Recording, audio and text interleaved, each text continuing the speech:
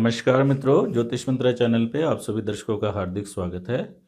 वैदिक ज्योतिष का सरल अध्ययन इस श्रृंखला में हम पढ़ रहे हैं लग्नानुसार शुभ और अशुभ ग्रह कैसे निकाले जाएं इसके बारे में। दो प्रकार के शुभता और अशुभता होती है ग्रहों में, एक नैसर्गिक तौर पे और एक प्रत्येक लगन के अनुसार हर लगन में शुभ और अशुभ ग्रह अलग अलग होते हैं। आज हम चर्चा करेंगे मीन लगन में शुभ और अशुभ ग्रह के बारे में, कारक और मारक ग्रह के बारे में। कुंभ लगन तक हम पिछले वीडियो में पढ़ चुके हैं। आइए एक बार नियमों को संक्षिप्त रूप में दोहरा लें।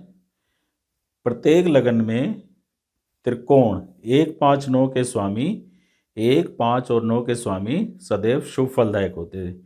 ये त्रिकोण स्थान माने गए। इसमें भी लग्नेश से बली पंचमेश और पंचमेश से बली नवमेश होता है। लगन को हम त्रिकोण में गिनेंगे। इसके बाद 3, 6, 11 त्रिषडाई 3, 6, 11 के स्वामी प्रत्येक लगन में पाप ग्रह माने गए हैं। इसमें भी तृतीय से बली पापी षष्ठेश और षष्ठेश से बली पापी एकादशेश है। इसके बाद केंद्र के स्वामी यदि शुभ ग्रह हैं तो उनको वो शुभ फल नहीं देते, और अशुभ ग्रह केंद्र के स्वामी होने पे अशुभ फल नहीं देते। तो केंद्र के स्वामियों का जो मूल गुण है वो अपना गुण त्याग देते हैं। यानी कि अगर सौम्य ग्रह शुभ ग्रह केंद्र के स्वामी है तो शुभ फल नहीं देते, उनमें केंद्राधिपति दोष आ जाता है। जैसे कोई साधु पुरुष है, अच्छा व्यक्ति है और अपनी वो अच्छाइयों को त्याग दे तो एक प्रकार का दोष हो गया, तो इसको हम केंद्राधिपति दोष कहते हैं। अब वो अशुभ फल देंगे ऐसा भी नहीं है। केंद्र के स्वामी शुभ ग्रह होने पे शुभ फल को त्याग देंगे। अब वो जैसी संगति में बाकी उनकी जो दूसरी राशि है इन ग्रहों की, वो किस भाव में पड़ रही है उस पर निर्भर करेगा इनका संबंध किस प्रकार के ग्रहों के साथ बन रहा है। इसी प्रकार केंद्र के स्वामी यदि पाप ग्रह हैं तो वह पाप फल त्याग देते। यदि कोई दुष्ट व्यक्ति अपनी दुष्टता त्याग दे तो वो एक प्रकार की शुभता हुई। लेकिन हम ये नहीं कह सकते कि पाप ग्रह केंद्र के स्वामी होने पे शुभ फल देने लग जाएंगे। उनकी जो दूसरी राशि होगी जिन भावों में पड़ेगी, अगर वह त्रिकोण आदि में पड़ेगी तो वो शुभ फल देंगे। तो सिर्फ केंद्र के स्वामी होने के नाते जो पाप ग्रह हैं वो शुभ फल नहीं देने लगेंगे, पाप फल त्याग देंगे। अब उनकी दूसरी राशि जिन भाव में पड़ेगी उनके अनुसार फल देंगे। प्रत्येक कुंडली में अष्टमेश, इसको हम रंध्रेश भी कहते हैं, अशुभ फलदायक होता है। 2 और 7 भाव के स्वामी द्वितीयेश और सप्तमेश मारक कहलाते हैं। 12वें स्थान का स्वामी सम होता है। 2 का भी स्वामी सम माना गया है, लेकिन द्वितीयेश को मार्केश भी कहते हैं। तो द्वितीयेश और सप्तमेश जो है मार्केश होते हैं।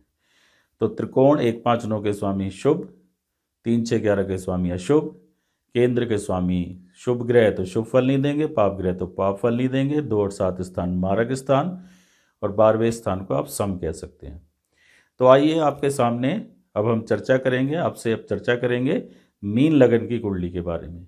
मीन लगन की कुंडली यानी कि 12 अंक का जो नंबर है वो लगन में है। मीन राशि का स्वामी जो है गुरु है, यानी कि गुरु यहाँ लग्नेश है। लग्नेश के फल सदैव शुभ होते हैं। अब इस कुंडली में लग्नेश दशमेश भी है, दशम एक केंद्र है। केंद्र में भी सबसे बली केंद्र है। 3 जो लग्नेश से बली केंद्र चतुर्थेश, चतुर्थेश से सप्तमेश, सप्तमेश से दशमेश। तो यहाँ पे जो गुरु है दशम केंद्र का स्वामी है। अब शुभ ग्रह केंद्र के स्वामी होते हैं तो उनमें केंद्राधिपति दोष आ जाता है। लेकिन यहाँ पे गुरु लग्नेश भी है तो लग्नेश को किसी प्रकार के दोष नहीं लगते। तो गुरु इस कुंडली में लग्नेश भी हो गया और दशमेश भी हो गया, यानी कि केंद्र का स्वामी भी हो गया और त्रिकोण का भी। तो मीन लगन की कुंडली में लग्नेश जो है वो शुभ ग्रह है।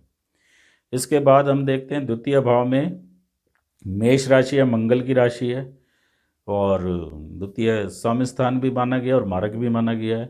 तो यहाँ पे मंगल जो है मारक फल देगा, लेकिन मारक का ये मतलब नहीं मृत्यु हो जाएगी। जब आयु का कालखंड आएगा तब मार्केश की दशा आती है तो दिक्कत होती है। तो मंगल यहाँ द्वितीयेश है। मंगल की दूसरी राशि जो है वृश्चिक राशि आप देख पा रहे हैं वो पड़ रही है नवम भाव में। नवम भाव का मतलब मंगल यहाँ पे नवमेश हो गया, और त्रिकोण में सबसे बली त्रिकोण जो है नवम भाव होता है। तो यहाँ हम मंगल को कहेंगे बली त्रिकोणेश है, नवमेश है, और साथ में ही इसकी दूसरी राशि द्वितीय भाव में है। तो मंगल यहाँ द्वितीयेश और नवमेश होने के कारण मुख्य रूप से नवमेश के फल देगा और द्वितीय के फल वो मार्ग के रूप में दे सकता है। तो इस कुंडली में मंगल जो है शुभ फलदायक ग्रह है, शुभ फल देने वाला ग्रह है, क्योंकि वो सबसे बली त्रिकोण का स्वामी है। इसके बाद हम चर्चा करेंगे शुक्र की। शुक्र की जो राशि है, दो राशियां, 2 और 7 नंबर की राशि, 2 नंबर की राशि इसके तीसरे भाव में पड़ रही है। मीन लगन में शुक्र तृतीयेश हुआ और इसकी दूसरी राशि अष्टम भाव में है। तो त्रिषडाई 3, 6, 11 जो समूह हैं इसके स्वामी पाप फलदायक होते हैं। तो यहाँ पे जो शुक्र की राशि है वृष राशि, वो तृतीय भाव में पड़ने से शुक्र तृतीयेश हो गया और तृतीयेश अशुभ फलदायक होता है। और इसकी दूसरी राशि जो तुला राशि है वो अष्टम भाव में पड़ गई। किसी भी लगन में अष्टमेश सदैव अनिष्ट फलदायक होता है। तो यहाँ पे जो शुक्र है ना, 2 खराब स्थानों का स्वामी हो गया, तृतीयेश भी हो गया और अष्टमेश भी हो गया। तो तृतीयेश और अष्टमेश 2 खराब स्थानों का स्वामी होने के कारण मीन लगन की कुंडली में शुक्र सर्वाधिक पाप ग्रह माना जाएगा। इसके बाद हम विचार करते हैं, चतुर्थ भाव में बुध की राशि है मिथुन राशि। तो बुध जो है चतुर्थ केंद्र का स्वामी हो गया, केंद्र का स्वामी है और सप्तमेश भी है, सप्तम स्थान मारक भी है, केंद्र भी है। अब बुध अगर शुभ ग्रह है तो वो 2 केंद्रों का स्वामी हो गया, चतुर्थेश हो गया, सप्तमेश हो गया। तो इसमें केंद्राधिपति दोष आ जाएगा। अगर वो शुभ अशुभ ग्रहों के साथ है तो अशुभ ग्रह केंद्र का स्वामी होने के कारण पाप फल नहीं देगा, लेकिन सप्तमेश तो वो तब भी रहेगा, तो मार्केश तो रहेगा ही रहेगा। तो हम कह सकते हैं कि जो मीन लगन की कुंडली है उसमें अगर बुध शुभ ग्रहों के साथ हो या अशुभ ग्रहों के साथ भी हो तो मार्केश तो फिर भी रहेगा ही। तो 2 केंद्रों का स्वामी हो गया। केंद्र का स्वामी पाप ग्रह होने पे पाप फल छोड़ देता है। बुध यदि पाप ग्रहों के साथ होता, इस कुंडली में पाप ग्रहों के साथ होगा, तो वो केंद्र का स्वामी होने के कारण अपने पाप फल त्याग देगा, लेकिन सप्तमेश फिर भी रहेगा। तो बुध इस कुंडली में मार्केश है, अशुभ फलदायक ग्रह है। फिर पंचम भाव में देखते हैं। पंचम भाव में यहाँ पे चंद्रमा की कर्क राशि आ रही है। चंद्रमा की एक ही राशि होती है, पंचम भाव त्रिकोण है। तो जो यहाँ पे मीन लगन की कुंडली में चंद्रमा त्रिकोणेश है, त्रिकोण भाव एक अच्छा भाव माना गया है। तो चंद्रमा पंचमेश होने के कारण, त्रिकोण का स्वामी होने के कारण शुभ फलदायक है। अब हम देख रहे हैं सूर्य की राशि छठे भाव में पड़ रही है और सूर्य की एक ही राशि होती है। तो सूर्य जो है यहाँ षष्टेश के फल देगा और तिरषड आए 3, 6, 11 के स्वामी अशुभ फलदायक होते हैं। तो सूर्य इस कुंडली में अशुभ फलदायक ग्रह है।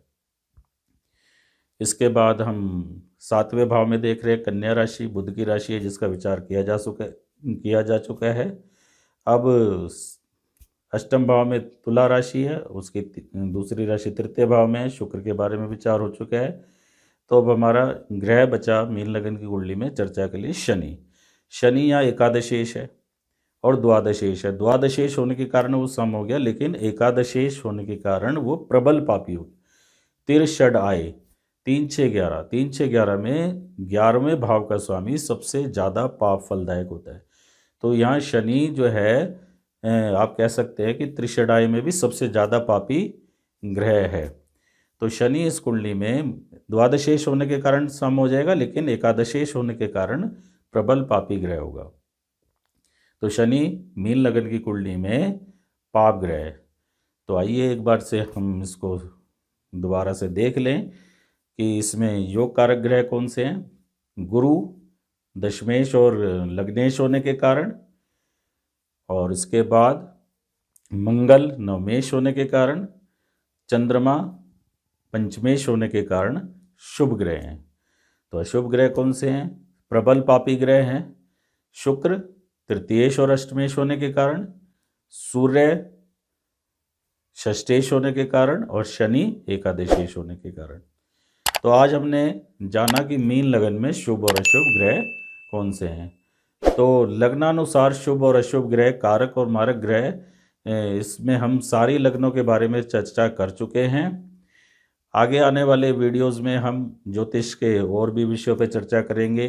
राहु और केतु ये कब शुभ फलदायक होते हैं, कब अशुभ फलदायक होते हैं, कुंडली में राजयोग कैसे बनते हैं, धन योग कैसे बनते हैं, मारक क्या होता है, कारक ग्रह कौन से होते हैं, इन सब विषयों पे हम आगे आने वाले वीडियोस में विस्तार से चर्चा करेंगे। आशा करते हैं आपको ये वीडियो पसंद आया होगा। अगर आपको ये वीडियो पसंद आया है तो आप इसे लाइक ज़रूर कीजिए। यदि आपने अभी तक हमारा चैनल सब्सक्राइब नहीं किया है तो इस चैनल को सब्सक्राइब करें और बेल आइकॉन को प्रेस करना ना भूलें, जिससे कि आपके पास लेटेस्ट वीडियो की जानकारी आती रहे। ज्योतिष मंत्रा चैनल से जुड़े रहने के लिए आपका धन्यवाद। आपका दिन शुभ हो।